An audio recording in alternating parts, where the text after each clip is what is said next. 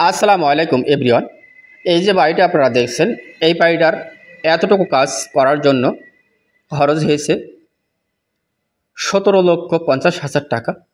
তো এই বাড়িটার A to Z কমপ্লিট করতে আপনার কত টাকা বাজেট যাবে এবং এই বাড়িটা কতটুকু জায়গার উপরে বাড়ির নির্মাণ কাজটি করা হয়েছে, পুরো বিষয়টা আজকের এই ভিডিও থেকে আপনি জানতে পারবেন এবং বুঝতে পারবেন।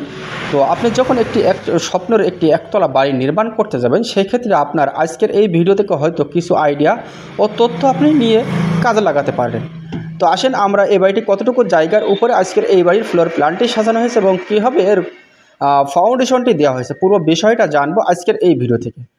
তো বাড়িটা চারটা বেডরুমের পরে আজকের এই বাড়ির ফ্লোর প্ল্যানটি সাজানো হয়েছে।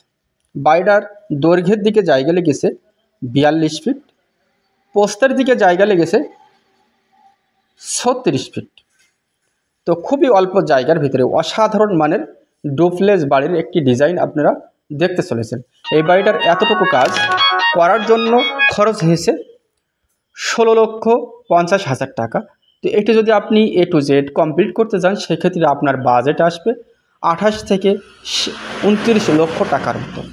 ২৮ থেকে ২৯ লক্ষ টাকা হলে আজকের এই বাড়িটি আপনি A to Z কমপ্লিট করতে পারবেন। তো বাড়িটাতে পাবেন আপনি 4টা মাস্টার বেডরুম, 2টো কিচেন, 2টো টয়লেট এবং খুবই বড়সড় ড্রয়িং কাম ডাইনিং।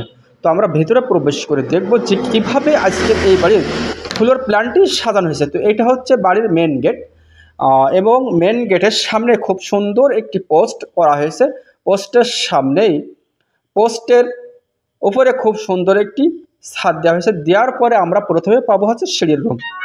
তো সিঁড়ি রুম দিয়ে ঢুকে আমরা ভিতরে প্রবেশ করব। সিঁড়িতে রাখা হয়েছে দুটো গেট। এটা হচ্ছে মেন গেট এবং ভিতরে ঢুকে আমরা পাবো আরেকটা গেট। এটা দুই সাইডে দুটো ব্যালকনি। তো ব্যালকনিতে সুন্দর করে গোল পিলার দিয়ে ব্যালকনির কাজগুলো করা হয়েছে খুব ইউনিক কায়দায়।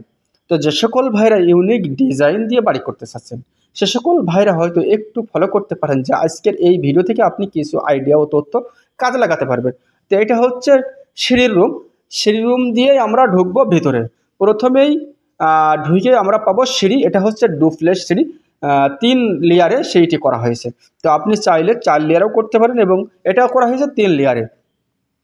3 লেয়ারে করে আমাদের সিঁড়ির ধাপটি করা হয়েছে 5 ইঞ্চি এবং সিঁড়ির গলাটি করা হয়েছে 7 ইঞ্চি। এইভাবে সিঁড়িটি করবো, তাহলে সিঁড়িটি অনেক মজবুত হবে এবং দীর্ঘই হবে।